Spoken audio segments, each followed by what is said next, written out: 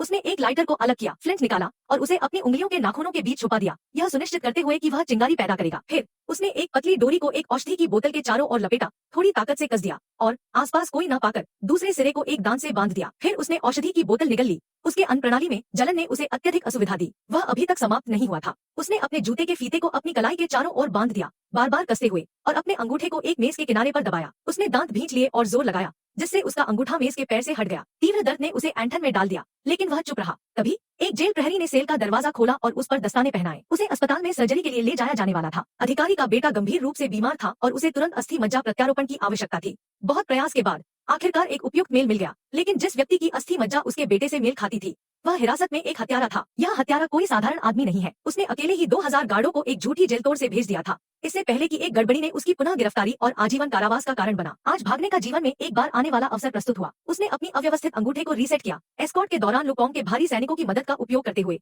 यह प्रकट करते हुए कि यह कैदी कोई साधारण आदमी नहीं था। खोज के लिए 2 पुलिस कुत्ते आए, लेकिन अगले ही क्षण कैदी को ऑपरेटिंग टेबल पर रखा गया। डॉक्टर ने उसे वापस टेबल पर बांध दिया। उसने जोर लगाया, फिर से अपने अंगूठे को अव्यवस्थित कर दिया। डॉक्टर ने उसे एनेस्थीसिया का इंजेक्शन लगाया, लेकिन उसने अपनी जीभ का उपयोग करके दवा को अपनी जीभ से बाहर खींच लिया और उसे कुचल दिया। दवा एनेस्थीसिया को निष्प्रभावी करने के लिए पर्याप्त थी, इसलिए उसने एनेस्थीसिया का नाटक किया और चुपके से अपना हाथ बाहर निकाल लिया। डॉक्टर हैरान था, एनेस्थीसिया का स्तर कम नहीं हुआ था और उसने कुछ असामान्य नहीं देखा था। एक और डॉक्टर जांच करने के लिए आया, लेकिन कैदी ने अचानक अपनी आंखें खोली और डॉक्टर को दूर लात मार दी। अधिकारी नीचे भागा और कैदी ने अपनी ऑक्सीजन ट्यूब अनप्लग कर दी और अपने नाखून के नीचे छुपे लाइटर का उपयोग करके कुछ गैसों को जलाया। कई डॉक्टरों को जला दिया। फिर वह ऑपरेटिंग रूम से भाग गया, कचरे की नाली खोली, पास के पेसमेकर को पकड़ लिया और उसमें फिसल गया, जैसे एक रसोई का चाकू तार को झटक रहा हो। चिंगारियां और बिजली जब वह बाहर निकला। भागने के लिए कैदी ने हर दिन 10,000 पुशअप्स किए, फिर नल चालू किया, अपने पेट को पानी से भर लिया और फिर तब तक भयंकर खाया जब तक उसका पेट भर न गया। स्थिति को और भी बदतर बनाने के लिए उसने 7 दिनों तक शौचालय का उपयोग नहीं किया था। 8वें दिन आखिरकार उसे अपना मौका मिला। उस दिन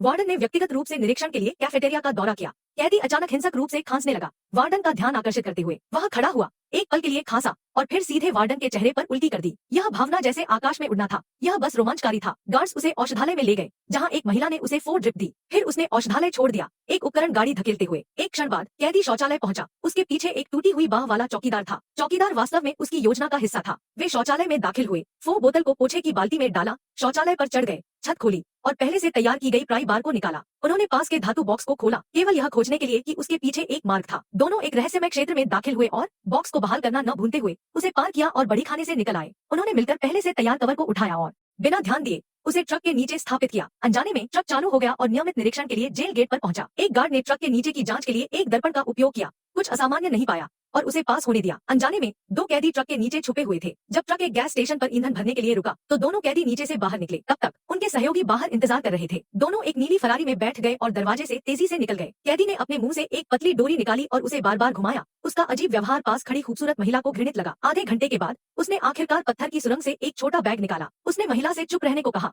लेकिन यह उसके लिए बहुत अधिक था। उसे खोलने पर उसे एक माचिस और पेट्रोल का एक छोटा कैन मिला। इस बीच विशेष सेल में 2 कैदी भी कार्रवाई में आ गए। उन्होंने धीरे धीरे अपनी हथेलियों के मांस से एक सुई निकाली, उसे मोड़ा और गार्डों के ध्यान न देने पर उसे ताले में डाला। सफलतापूर्वक कलाइयों को खोल दिया। गंजे ने श्याओ हेई को आंख मारी। श्याओ हेई उसके इरादे को समझते हुए पेट्रोल कैन को काटा और हैंडसम लिंजुओ को हर जगह छुरा घोंप दिया। इससे पहले कि वह प्रतिक्रिया कर सके, श्याओ हेई ने एक माचिस जलाई और उसे फेंक दिया। तुरंत एक प्रज्वलित आग जल उठी। गार्ड्स ने जल्दी से सेल का दरवाजा खोला और अंदर आकर आग बुझाने की कोशिश की। श्याओ हेई को महिला गार्ड ने भी पकड़ लिया। घबराहट में श्याओ हेई ने गार्ड का हाथ उसकी कमर के चारों ओर फिसला दिया। उस सेल को खोला जिसमें सबसे गंभीर अपराधी थे और अपनी ताकत से फूट पड़ा। जैसे पिंजरे से निकला बाघ आसानी से कई गार्डों को गिरा दिया। अब वे स्काई प्रिजन में सवार थे, एक विमान जो विशेष रूप से संयुक्त राज्य अमेरिका के सबसे खतरनाक अपराधियों को ले जाने के लिए डिजाइन किया गया था। केबिन में स्थिति जानने पर कप्तान ने ली को विमान की एकमात्र पिस्तौल लेने और पीछे जांच करने का आदेश दिया। श्याओ हेई आजाद हो गया और जल्दी से सबसे खतरनाक कैदी गंजे भाई को मुक्त कर दिया। गंजे भाई बाहर भागे और आने वाले गार्ड को एक ही पंच से नॉकआउट कर दिया। फिर जल्दी से कॉकपिट की ओर बढ़ गए। तभी सहायक बंदूक ताने हुए सामने आया और गंजे भाई ने उसे तुरंत समाप्त कर दिया। गंजे भाई ने कप्तान को बंदूक से धमकाया, उससे अपने वरिष्ठों को रिपोर्ट करने की मांग की कि सब कुछ ठीक है। गोपनीयता बनाए रखने के लिए कप्तान ने मान लिया। अब विमान पर एकमात्र बंदूक वाला व्यक्ति गंजे भाई पूरी स्थिति पर नियंत्रण में था और निहत्थे गार्ड साहस नहीं कर सके कि कोई लापरवाही करे।